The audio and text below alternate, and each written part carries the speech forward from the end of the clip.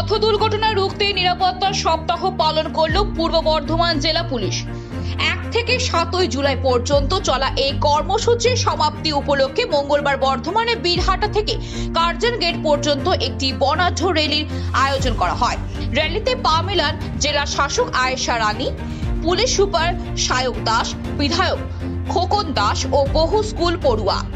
সপ্তাহ জুড়ে হেলমেট ও seat belt ব্যবহার, ট্রাফিক নিয়ম মেনে চলা এবং পথ নিরাপত্তা নিয়ে সচেতনতা প্রচার চালানো হয়।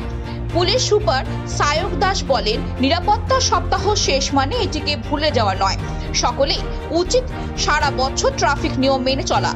সংখ্যা বাড়ছে, রাস্তাঘাট ভালো হচ্ছে, যার ফলে লোকের মধ্যে যেটা আছে একটু হাই স্পিডে গাড়ি চালানোর প্রবণতা বাড়ছে। তার মধ্যে আমাদের ক্যাম্পেনিং চলতে থাকে। আমাদের বিভিন্ন ট্রাফিক গার্ড, সাব ট্রাফিক গার্ডও রাস্তার উপর এনেইতেও এখন 3খানা আমাদের সাব ট্রাফিক গার্ড চালু হয়েছে। ইনিশিয়েটিভটা চলছে, পাবলিকের মধ্যেও আমরা একটা সেকশনের মধ্যে সচেতন আনতে পেরেছি, বাকিদের মধ্যেও আমরা আনার চেষ্টা করছি। পূর্ব বর্ধমান থেকে সুমন বিশ্বাসের রিপোর্ট, খবর বাংলা। কমফোর্টেবল ম্যাট্রেস মানেই আরআরকে ম্যাট্রেস। ওয়ারেন্টি নয়, গ্যারান্টি দেয় আরআরকে ম্যাট্রেস।